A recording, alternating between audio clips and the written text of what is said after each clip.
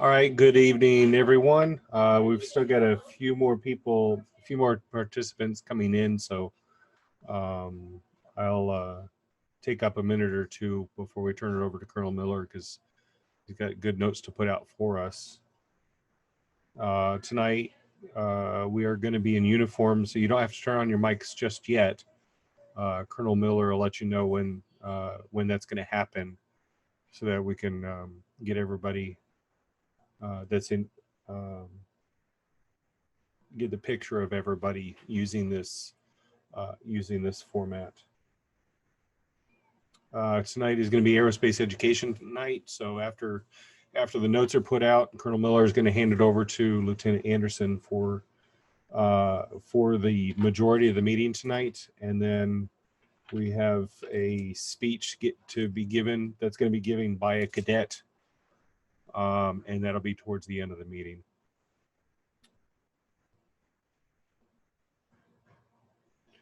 All right, Colonel Miller, you want to take it from here?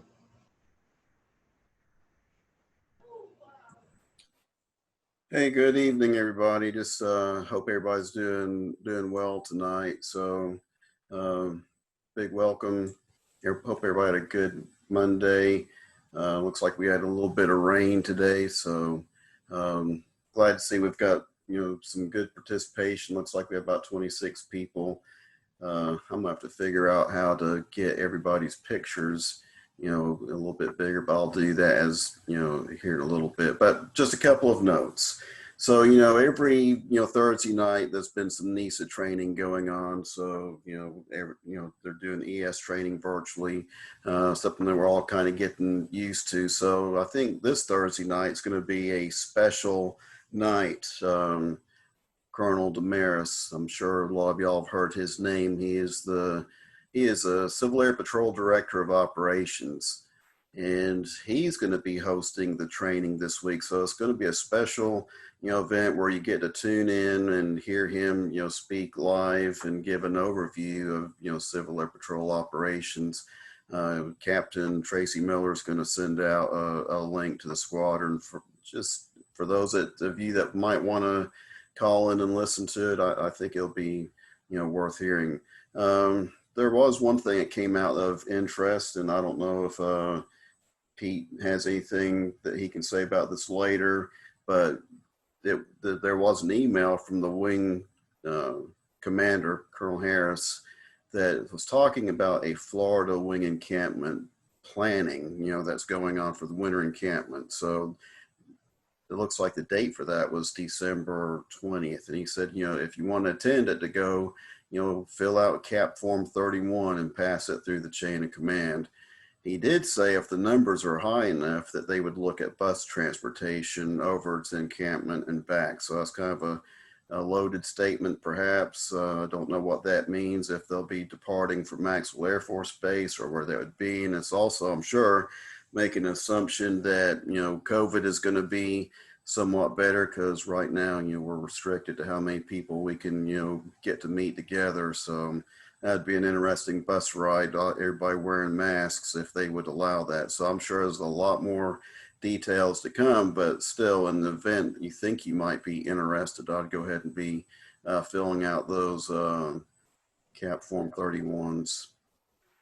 That's really all I have to say. So, I did get a request from the wing PAO to send a squadron picture. Well, we don't have a current squadron picture, so the recommendation was, if we're doing virtual meetings, to go ahead and use the virtual meeting to, capture some, pictures. So I see a lot of uniforms, and that's a good thing.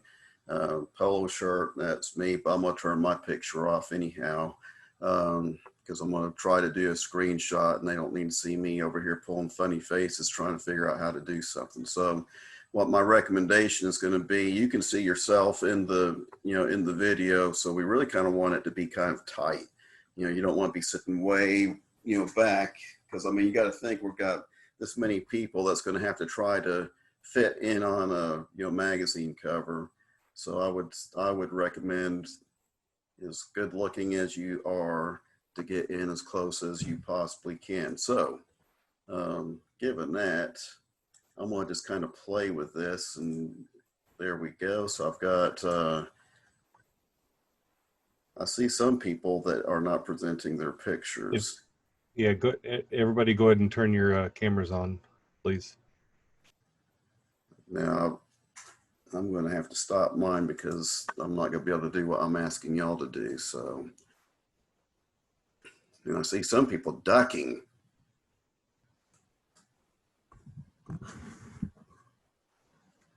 Okay, so that's going to take me just a little while. So I guess y'all, I'm hoping y'all can see the same thing that I'm seeing.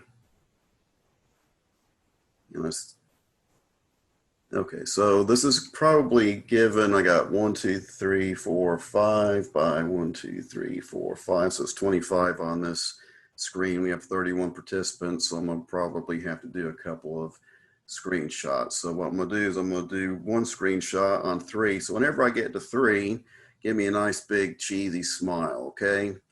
And y'all know how to do this. You've done it plenty of times before. So here we go.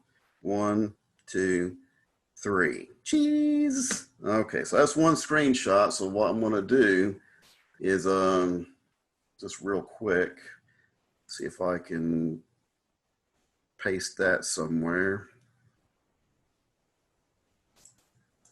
You know, somebody wants to talk while I'm just pulling up. If you don't have a uniform, don't worry about it. We know that there are some cases where you haven't had the time or had the opportunity to go ahead and sew your patches on. It's fine. It's understandable.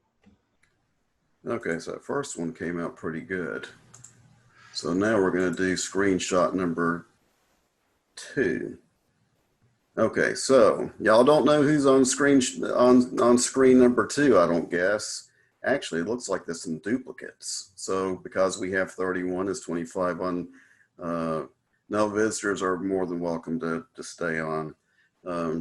So here we go. We're going to do it again. This is for screen number 2. So on 3, y'all smile big. 1, 2, 3. All right, let me just see if this one took. Oh man, that's great. Okay, so I like that. So some people made it onto, you know, into the picture twice, just because, like I said, we had some overlap. So I'll try to use the better of the 2 pictures if I see anything that's a little bit dodgy. So okay, so given that, I'm gonna log off here and go work on, well, I'm gonna listen to the training actually, but I'm gonna go work this composite video or picture and send it to the Wing PAO. Thanks everybody for participating in this. It was a lot of fun for me to take a picture again. So there we go. Y'all have a good night. I'm gonna just stand by and I'm gonna turn this over to Lieutenant Anderson. Okay. Thank you, Colonel Miller. Sergeant Harker, did you have any other announcements that you wanted to make? Oh, you're muted.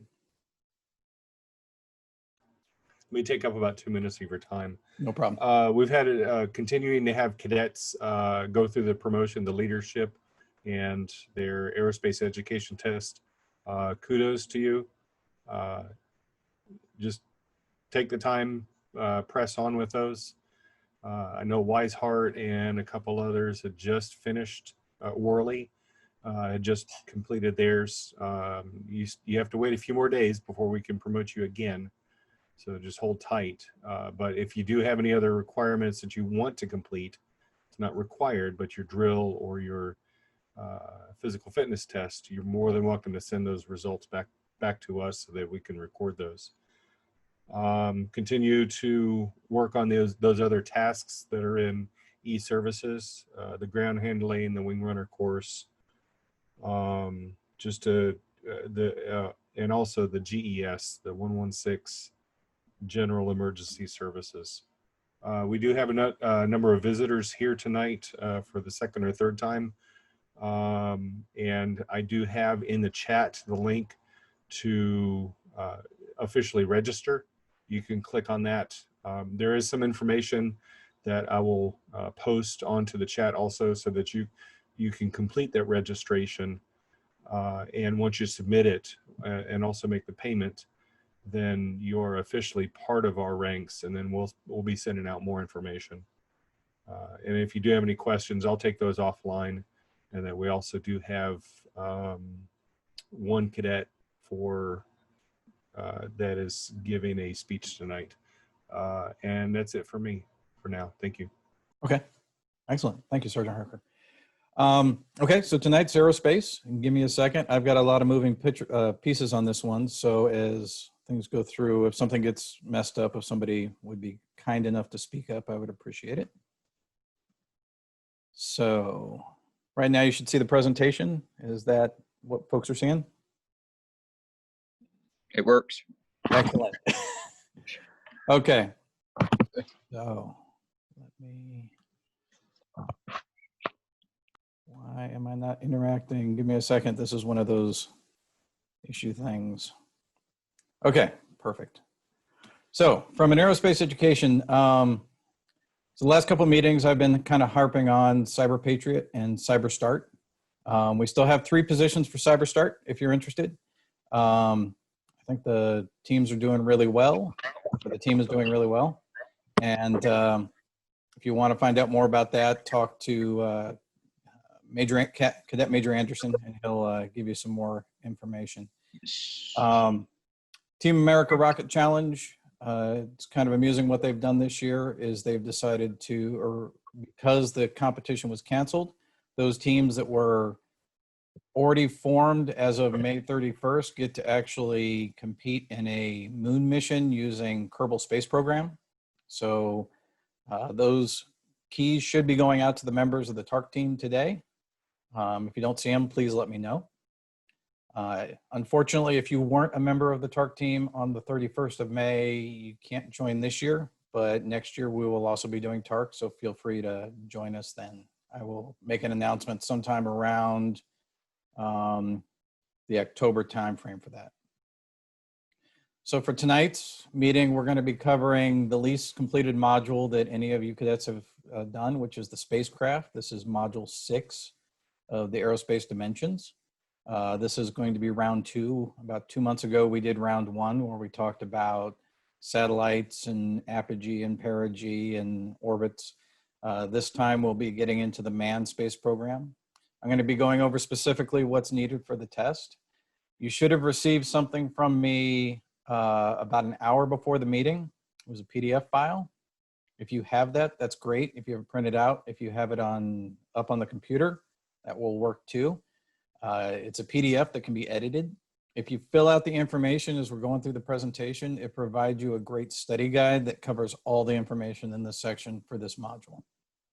Okay, and then at the end, I'll talk about sending something to space. So there's a bunch of stuff they want you to learn, but we'll just jump right into it. So a bunch of firsts in space. So one of the firsts in space that you need to know is Sputnik. We actually covered this last time. And Sputnik 1 was launched by the Soviet Union in 1957. It was the first artificial satellite. And it basically it transmitted a beep. It had a beeping sound as it went around. And it was essentially a sphere with 4 antennas on it. There were 10 Sputniks launched over 4 years, in just less than 4 years. And Sputnik 9 and 10 prepared the way for the first manned space flight program in the Soviet Union. So this was approximately 1 year before the first American satellite. So if you have that sheet, there should be something on there about Sputnik 1 being the first launch. The next one is Yuri Gagarin. He was the first human in space. In April of 1961, he orbited the Earth once. And he described sites that no human eyes had ever seen before. So, and this was about, again, the Russians were about a year ahead of us in the space program. So what I'm going to do is I'm actually going to try to show a video here. And at the end of it, you can tell me if it worked or if it didn't.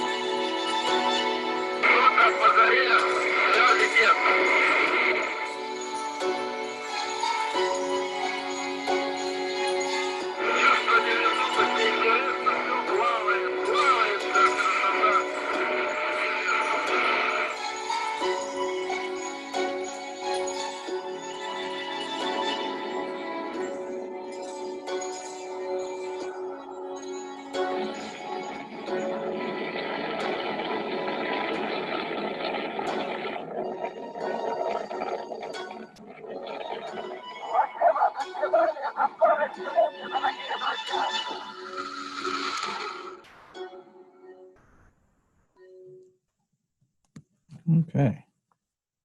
So how did that video come through, if somebody can provide some feedback? It was fine. Okay. Excellent. Give me a second to reorient. Okay, so that was Yuri Gagarin. So he was the first one in space in 1961. So the next first in space was another Russian first in space, and it was Valentina Tereshkova. She was the first woman in space in 1963. She orbited the planet 48 times and spent 3 days in total in space. This happens to be 18 years before the first American woman in space. So this is one where they were far ahead of us. Again, we'll show you another video. This one's not a trailer and actually has a little bit more content.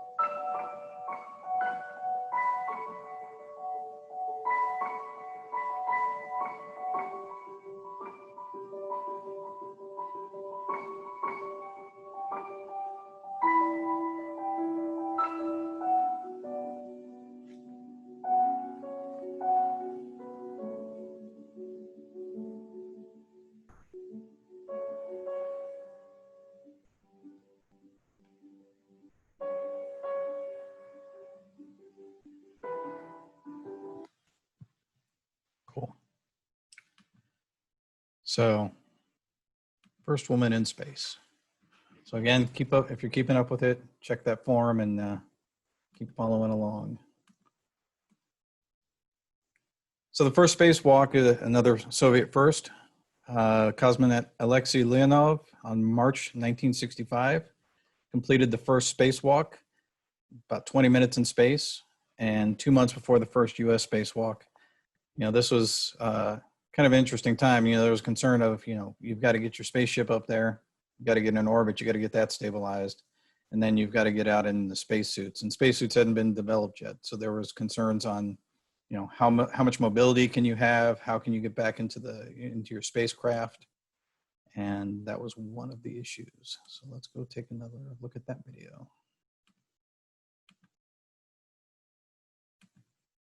Дорогу к ней продолжает осваивать человек. В Советском Союзе впервые в истории осуществлен выход человека из корабля в космическое пространство. Это подлинные документальные кадры. Они сняты 18 марта 1965 года автоматической кинокамерой, установленной на борту космического корабля «Восход-2». Пилотирует корабль Павел Беляев. Вышел из корабля Алексей Леонов. Человек в межпланетном пространстве. И он живет, работает, улыбается.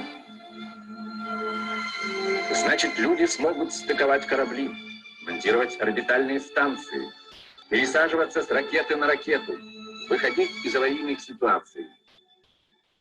Смелый и важный шаг совершен по пути к Луне. И первыми совершили его советские люди.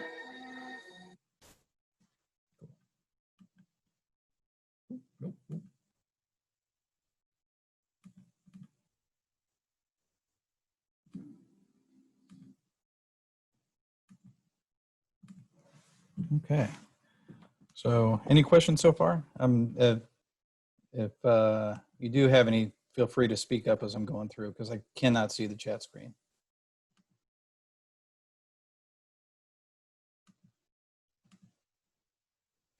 take that as a no.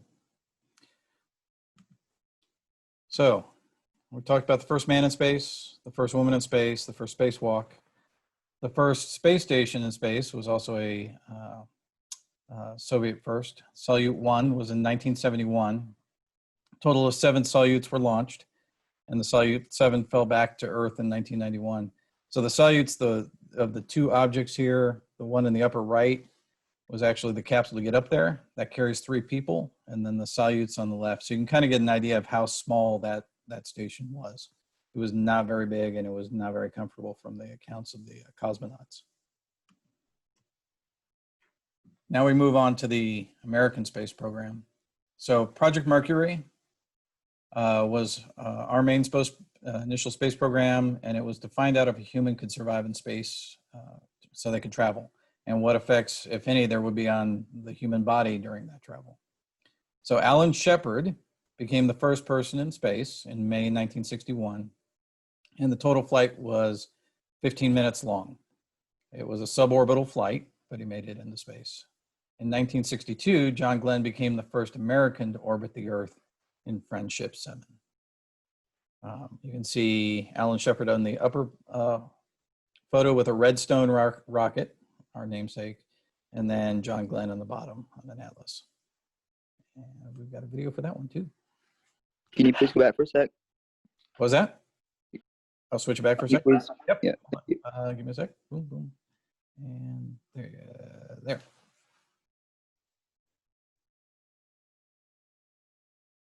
Yeah, I think the big one on this is on that sheet. There should be something about Alan Shepard being the first person in space and for 15 minutes. And then John Glenn following up.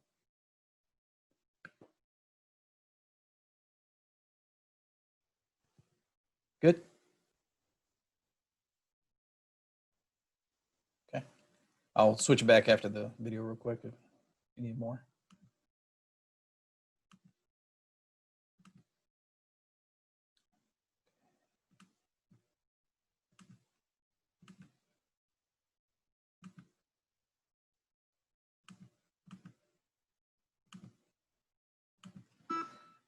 Project Mercury, America's first human spaceflight program, lasted from 1958 to 1963. And in those few years, NASA went from a rocket that launched half an hour before it was supposed to and blew up on the launch pad, by the way, all the way to putting someone in orbit for almost a day and a half. And at every step of the way, they were solving problems that influenced the future of the American space program. Project Mercury started out with 3 specific objectives. 1, NASA wanted to put a human in orbit around Earth. 2, they wanted to see how the human body responded to being in space, since no American had ever left Earth before. And 3, they wanted to bring the astronaut and their ship back to Earth safely. And yes, it's a little alarming that putting someone in orbit and bringing them back alive were separate goals. The first launch of Project Mercury was on August 21st, 1959, and it did not go well. The goal of Little Joe 1, as the unmanned booster was called, was to test the escape system. You know, that thing that astronauts would need in case something went terribly wrong. About half an hour before the scheduled launch, there was an explosion. When the smoke cleared, the crowd that had gathered to watch the rocket lift off saw that Little Joe had unexpectedly launched. At least parts of it did. Other parts were still sitting on the launch pad, waiting to be sent up into the sky. The problem was that a pair of electrical circuits got crossed, which sent mixed signals to the rest of the ship. The next launch, Big Joe 1, successfully tested the heat shields, though there were still problems with the actual launching part of things. Throughout the project, the unmanned missions would continue to be plagued with launch problems. It's hard to send something into space, and NASA learned that over and over again. But that's why they were unmanned missions.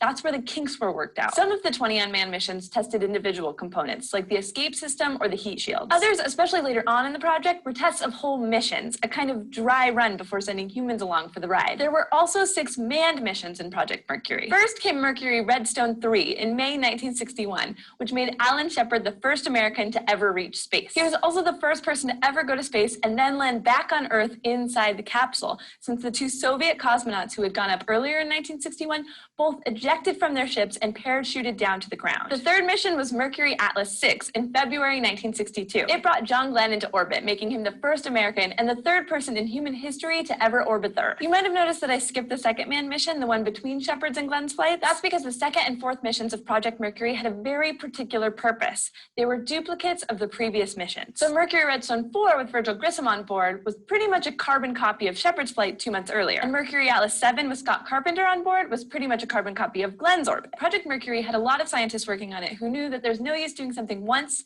if you can't prove that you can do it again. And that turned out to be a good idea. After Grissom became the second American in space, his capsule landed in the Atlantic Ocean and pretty much sunk like a rock because the hatch blew open. He got out safely, but the capsule itself wasn't recovered from the bottom of the ocean until almost 40 years later in 1999. Now, Project Mercury could have stopped after Carpenter's orbits, but it had 2 more manned missions to go, Mercury Atlas 8 and Mercury Atlas 9. Each orbited for longer than the previous mission had, with Mercury Atlas 9 orbiting Earth for almost 34 hours. This let NASA really nail down their second objective of Project Mercury, which was to see what happened when humans were in low gravity for a long time. They were especially interested in seeing if anything happened to the astronauts' bodies or brains that would have made it hard to put together longer missions, like the week-long flight to the moon that was already in the early planning stages. And what they found was encouraging. Being in space for a few days didn't seem to affect the astronauts' health or brain very much. L. Gordon Cooper, the astronaut on board, was just as good a pilot after a day and a half in space. Project Mercury also taught NASA how to effectively put together a series of missions that built on one another, and they learned how to train astronauts so that they could succeed in their missions. So not only did America's first manned space program get us to space, it set the stage for all our future space programs too. Thank you for watching this episode of SciShow Space, and thanks especially to our patrons on Patreon. Okay, cool. So, Mercury got the astronauts up there initially, got them to, see how they could operate in space, and made sure that we could actually operate in space. So once they could know that the astronauts could get up there and live and operate, the next step was to go ahead and start working on can they go for longer periods of time. Gemini had 10 flights, and it was the first 2-man capsule. So you can kind of see in the middle picture in the center top, the 2 pilots there. It was a very tight capsule for the missions. Astronaut Ed White on his mission became the first U.S. spacewalk, first U.S. astronaut to go on a spacewalk in Gemini 4. And then some important things about the Gemini program. So not only were they going for longer missions, but they allowed the hardware to be tested such that you could perform a rendezvous and docking maneuver, because this was have to be done for the Apollo program. And so they practiced that docking maneuver. They also gathered information on the effective space flight, so long-term weightlessness or longer-term weightlessness. They started exercising in the capsule. These were the first missions where they were actually able to go short-sleeved within the capsule, so they were able to take off the spacesuit for the mission. And they actually established routines for sleeping and eating. So you're going from, I'm going up for a set number of orbits, and then I'm going to come back to Earth, to I can start surviving up for longer periods of time. So, and they gathered enough information that they could go for weeks or months that would be required for these longer duration missions. And like the other ones, we've got a video.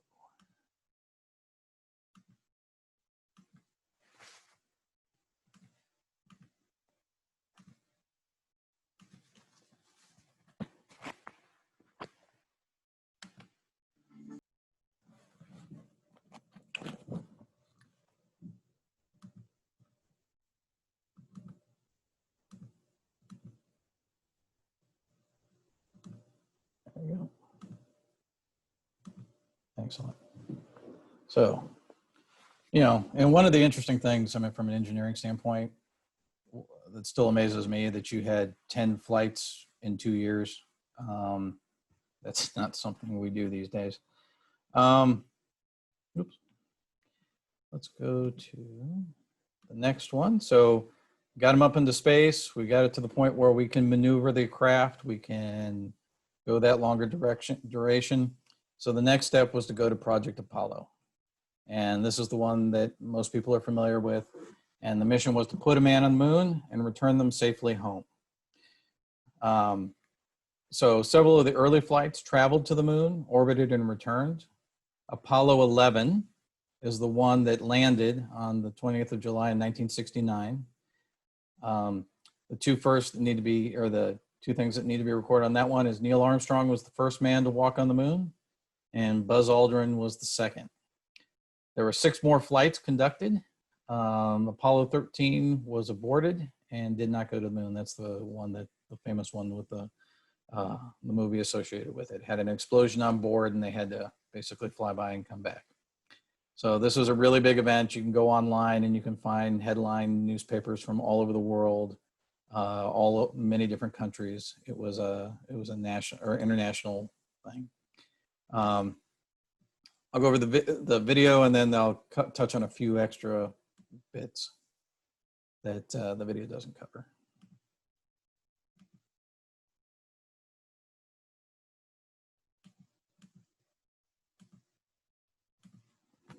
Today, man first left the protective atmosphere of Earth to walk in the vacuum of the moon. And we may wonder, will our lives ever be the same? Will future generations look back from the Earth, from another planet, from another star, and say, this was the beginning?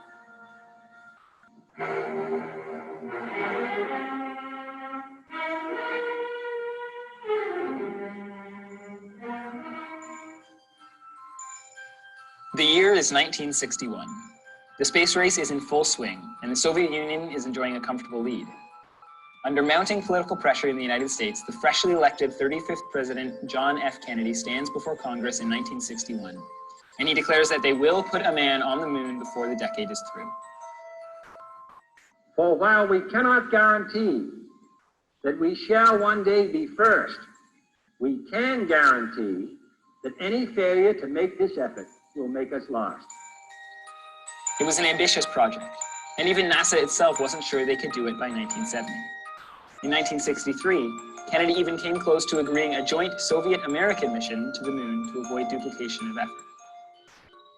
Space offers no problems of sovereignty. Why, therefore, should man's first flight to the moon be a matter of national competition? Despite this, NASA was undaunted and remained committed to its quest.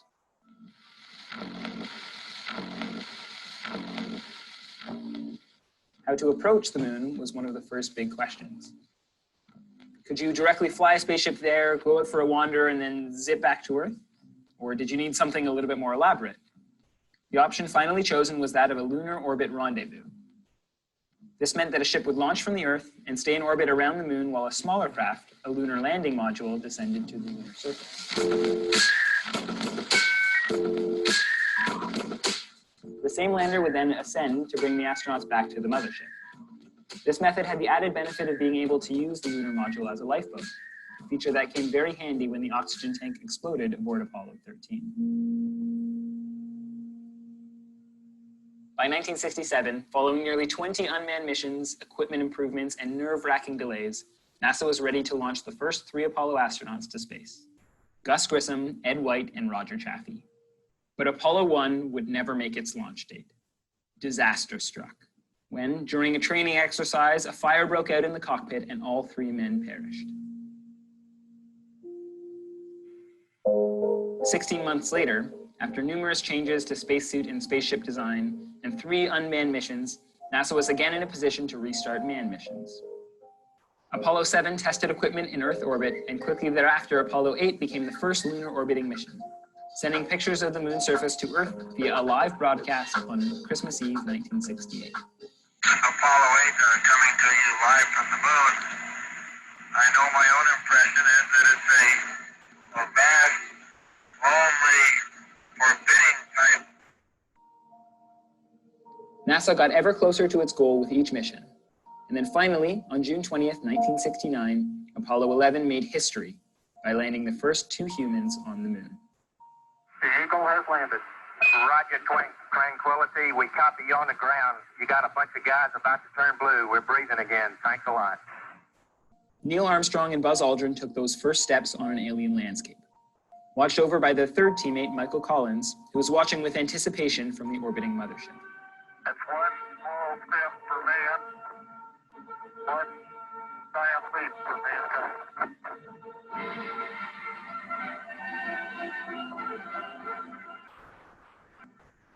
A further 10 men set foot on the surface of the moon during the subsequent Apollo missions. Altogether, the Apollo astronauts spent tens of hours on the lunar surface, collecting hundreds of pounds of rocks and soil samples, and taking thousands of photos. The United States claimed the victor's crown in the space race, but the effects of the program reverberated throughout the world. The excitement of the mission, the tension and drama of the splashdown, they remain only in our memories. And in time, they'll be replaced in the future by other missions, other memories. The moments of Apollo may be over, but the understanding and the discovery, they go on. And the full meaning, the real meaning, may yet be in the future too. But for now, for the present, the images and the sounds provide meaning enough to each in his own way and to each in his own time.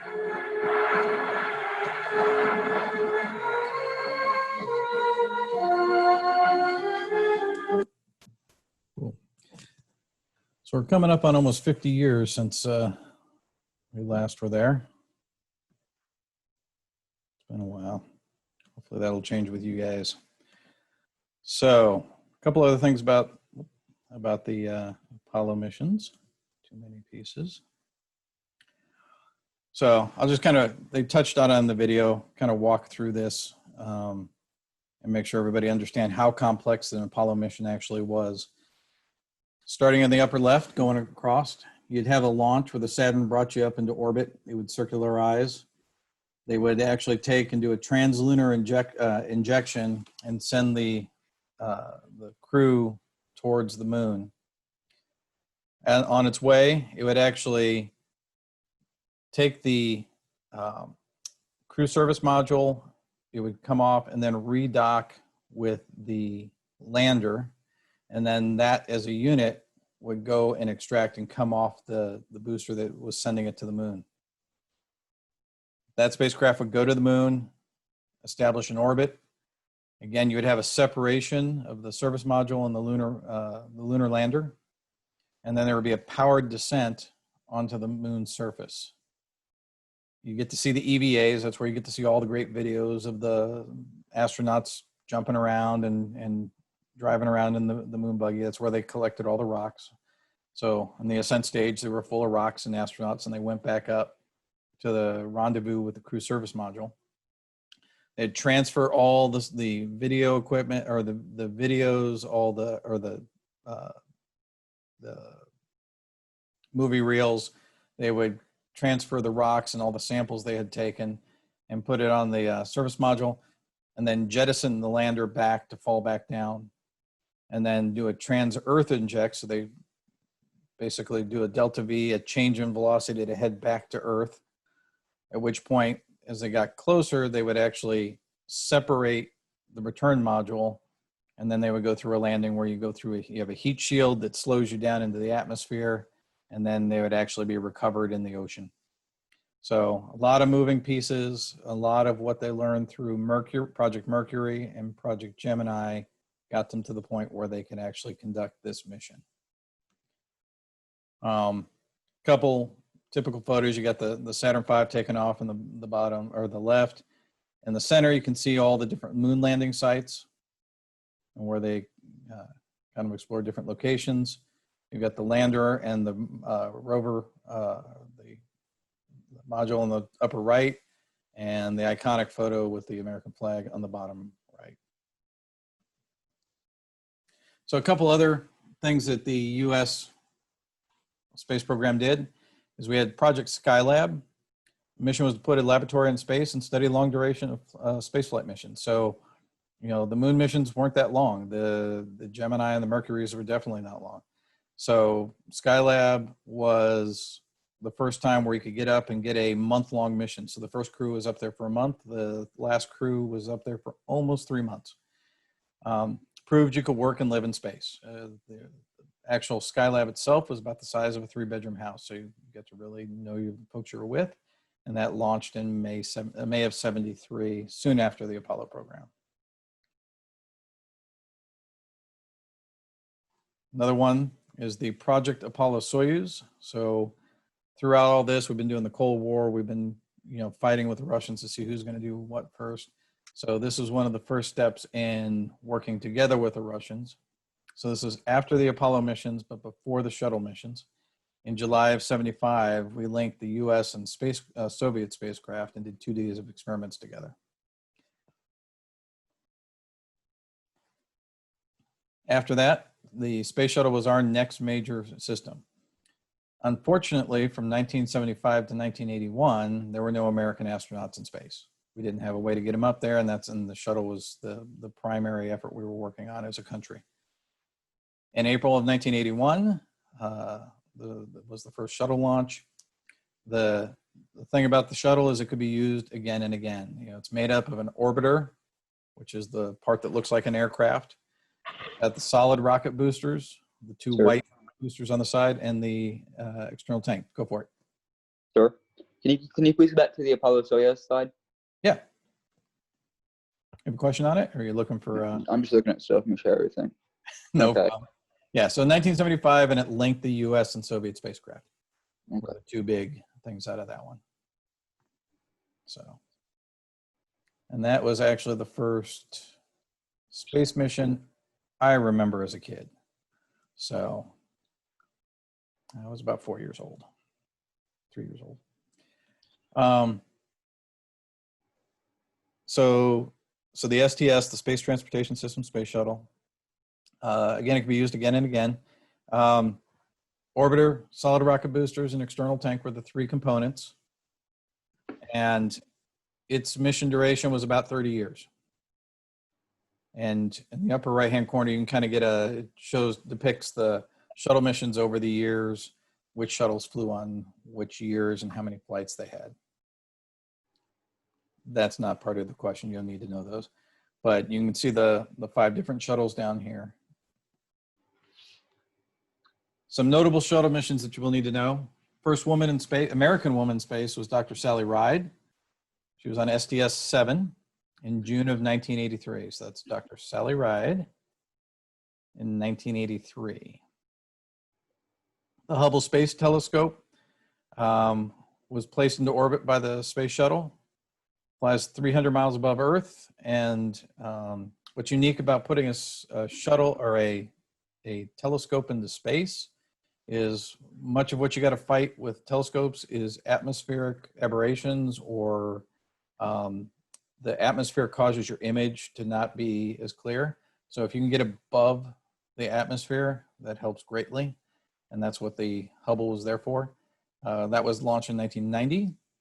There was a little bit of angst associated with it when it got up there because it basically needed to have corrective lens surgery once it got up there, and a follow-up space shuttle mission had to go up, and they had to correct the system so they can actually get the Hubble to work as well as it was supposed to.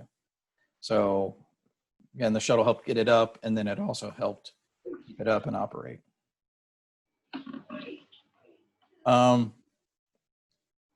You can catch these. These are a lot of what are in the form. I'll actually send out these charts afterwards so that you can capture these, because you'll need to write them down all right now. But a couple of the major ones, just going through it. STS-25 was the loss of the Challenger.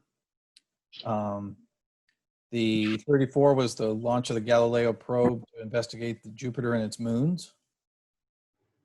STS-71 was the first docking with the Russian space station Mir. 88 was the first ISS, International Space Station mission. And the third chapter in this module talks all about the International Space Station. The first female commander was Eileen Collins on STS-93. STS-95, John Glenn returned to space at the age of 77 to explore the effects of space on, folks of advanced age. STS-102 was the longest spacewalk, 8 hours and 56 minutes. 107 was the loss of Columbia with the tile failure and break apart over the US. STS-118 was the first teacher in space. And STS-133 was Eric Boe was the pilot and a former Spots cadet. So the claim to fame for 133 was Spots cadet piloting it. So I'm sure they did other great things. So China, so Russia and America have always been the two countries that have been vying for space presence. Other countries have put things into space, but they don't have the same manned type of space program. You know, they will hitch rides on the US program or the Russian program. We've all been hitching rides on the Russian program until just recently. So China has been aggressively engaging a space program since 2003. They launched the Shenzhou 5, which put Chinese folks in orbit, and they basically said, we intend to go to the moon. So there's somebody to watch in the future. The books kind of stop at 2010. I may have to do Delta and get them up to date, but they're going to be somebody to watch in the future. So do you guys have any questions on the slides that I hit?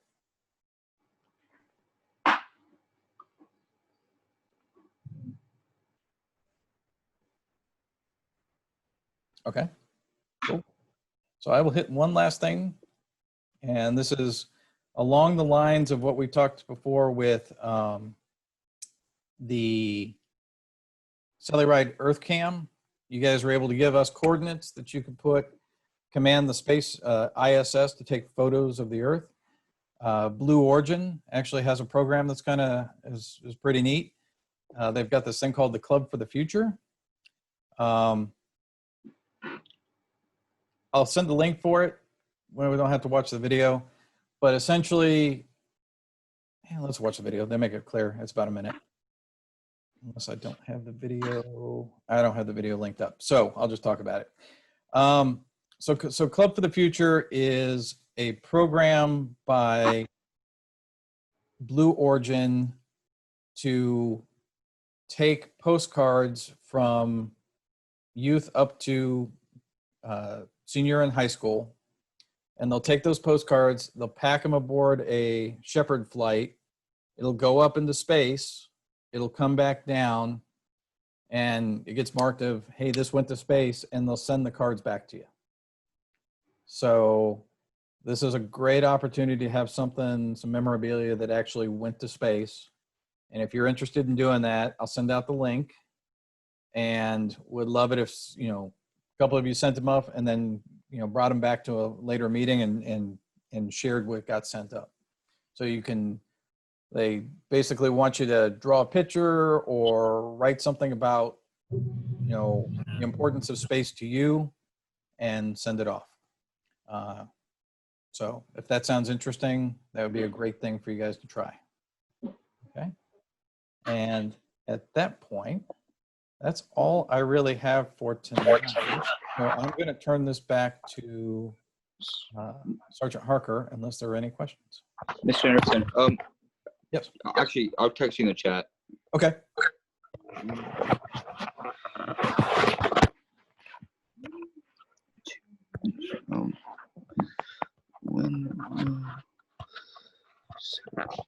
We have Sergeant Harker's there. There we go. Over to you. I had to step away for a second. Am I up now? You are. All right, thank you. Do you want to read through the chats to answer any of those? Yeah, I'll scan through and see what I can get. Okay.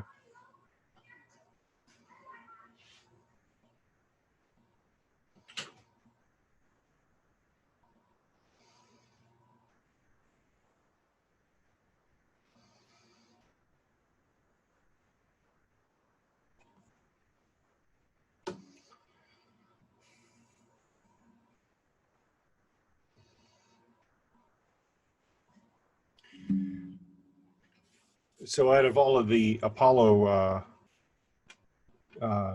memorabilia on the lunar surface, what is still visible to this day? Do you know?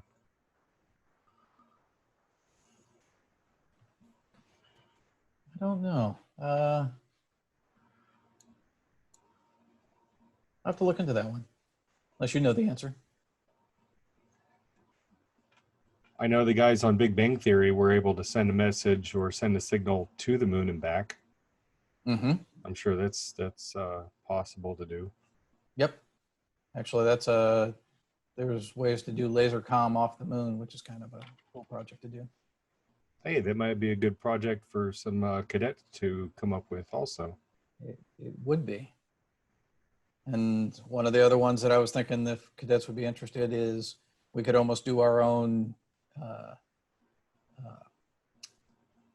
equivalent of postcards to the moon by doing a high altitude balloon getting us over 100,000 feet. So that would be an interesting project also. So.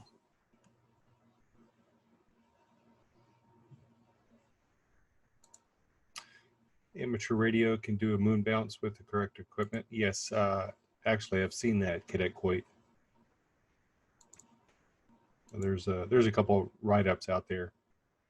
I know that anybody that's into ARRL or other amateur radio magazines or organizations, there's some write-ups out there for people who have done that. It's pretty interesting how the setup is.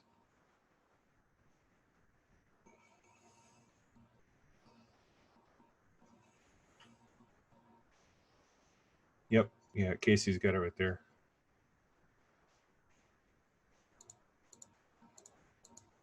I sat in a shuttle simulator. Did I tell you that? I think I have.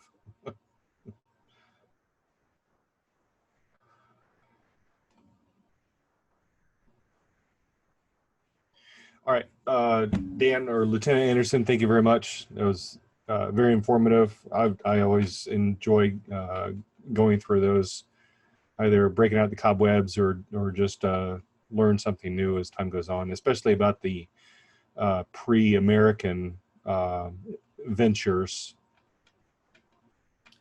that took off. It's interesting trying to dig up documentation on some of that. It's a little bit more of a challenge.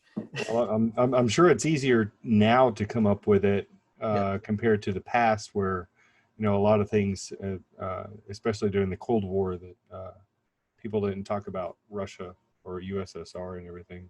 Yep. All right, good.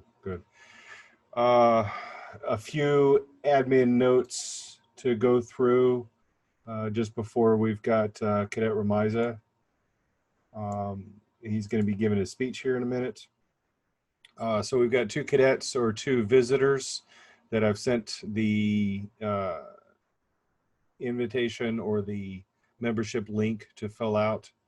Those are in your chat, so you can grab that, and then you've also got the information that you need to complete that. If you have any questions, you can email one of us, and then we can help you fill that out. And we look forward to having you guys in our ranks very shortly. The notes for this week I'm going to send out. There are a couple additions to that. One of them is Florida Winter Encampment is coming up within a few months, and that link is going to be in there. And also on this coming Wednesday, 2 days from now, the United States Air Force Female Pilot Panel is being brought to the Southeast region. And this is going to be online. You can register. The link will be there. And that will be interesting because there's going to be interaction with actual Air Force pilots that people across the country are going to be able to interact with. I'm sure that there's going to be a question and answer session. But I think that that'd be a pretty neat experience for you cadets to join, and it is also free. Senior members are welcome to it also.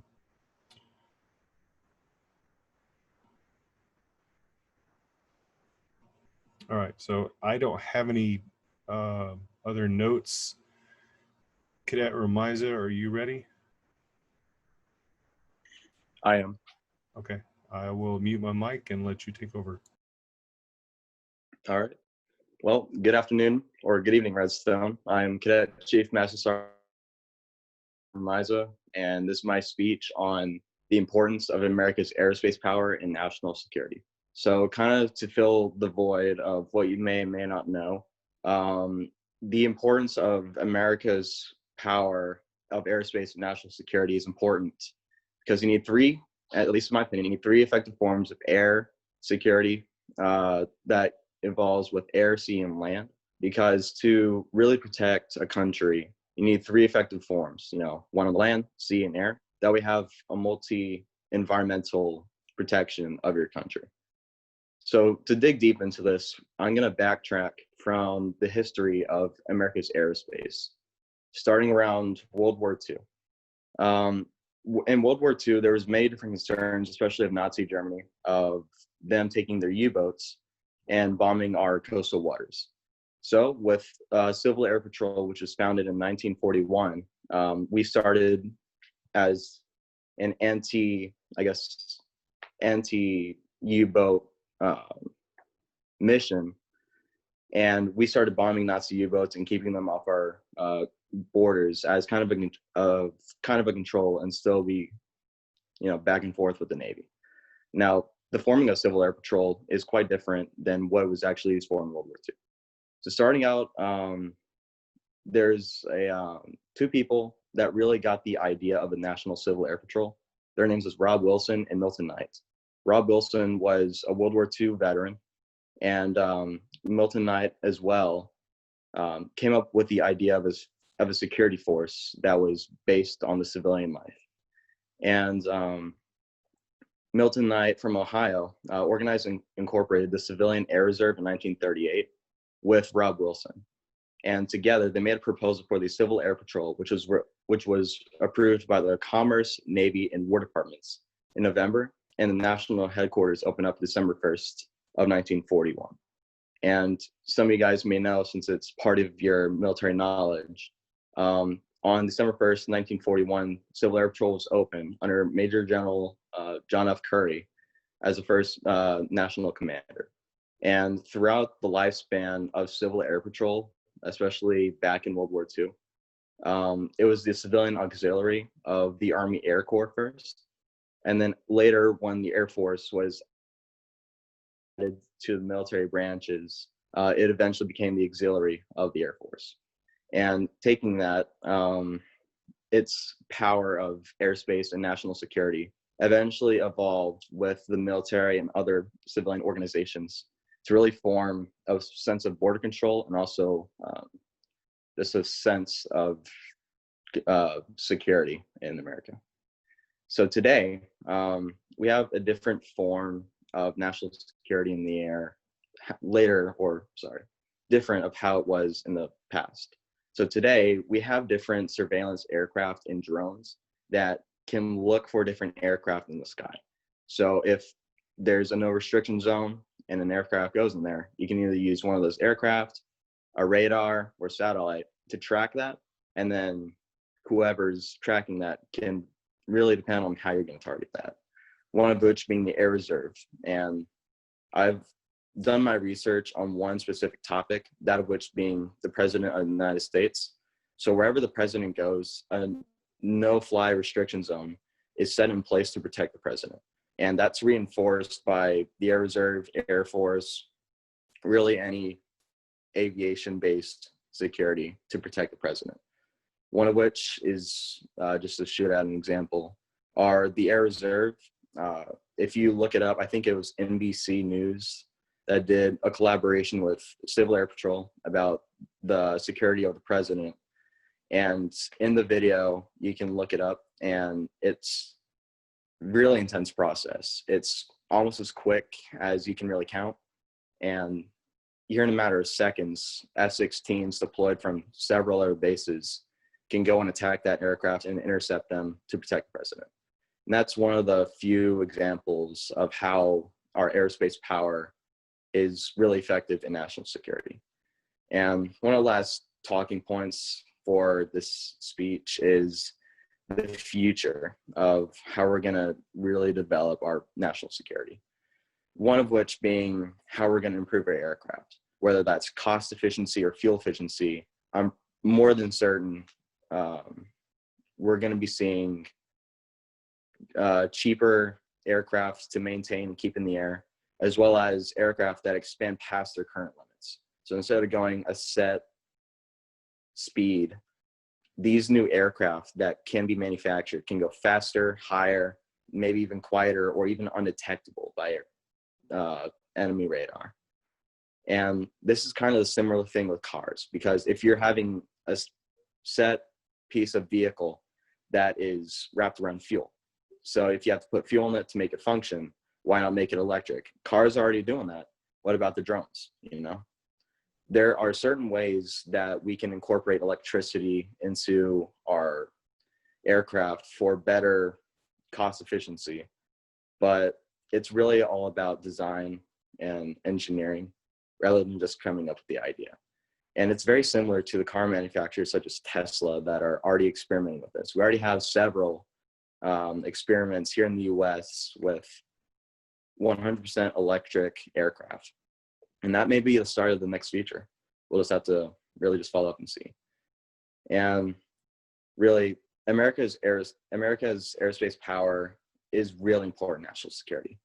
Not only is it just one of the three basics to needing effective forms of security, it is also one of the most, at least in my opinion, one of the most fascinating features, because we don't stop at air. We also go up and beyond into space, which is why they call it aerospace. So instead of just staying in the air, we also have satellites up in space. We have different stations up in space as well that we can do our own tests. We can collaborate with other countries and other nations and really get an understanding of what it's like to protect your nation. And maybe with the new Space Force that is part of the Air Force, we'll be seeing some more aircraft and possibly some new spacecraft that is going to be used in our national security. And just to go over what I talked about, America's aerospace power is important. Without that, your country would be overrun easily. I talked about the history of World War II with Civil Air Patrol, the forming of it, and how it was used as a deterrent to Nazi U-boats. And also, I talked about how today we have different levels and different fields of aerospace protectant for the President of the United States, for military bases. And the last bit of information I gave y'all was the future of how we're going to defend our country with aerospace, and really just what we can do as people, because in these unprecedented times, we need as much protectant, as much security as we can get. And it may not be the easiest solution to just talk with a few people, but if it means collaborating as a team and doing what you have to in order to come up with an idea, that's what we need to do. This pretty much concludes my essay. Are there any questions, comments, or concerns that I can answer at this time?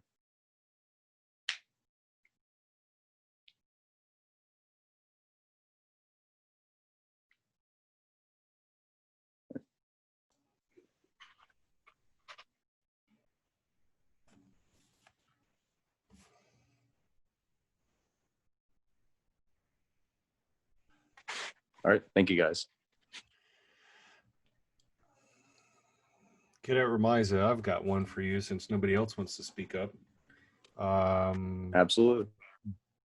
Is Civil Air Patrol poised, or are we setting you guys up for success to be able to take us into the next generation? There's a lot of training. In my opinion, yes. There's a lot of different things in Civil Air Patrol that you can incorporate into your later life. One of which being obtaining your private pilot's license, because that could mean another pilot that can be surveilling the United States and really looking out for our national security. Or you can do different levels of cybersecurity. So we have different programs in Civil Air Patrol that really helps with that. Okay, good.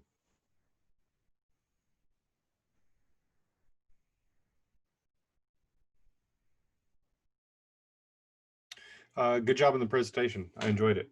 It almost makes me want to sign up again, but then again, I'm already done with that, so I don't have to do it. I'll support you guys to to take on that endeavor. Thank you, Sergeant. All right.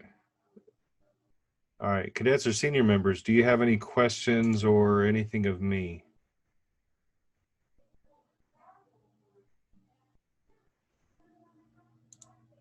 Okay, I will stay on until everybody else bails out. You guys are welcome to stick around if you want to, but I'm sure that you're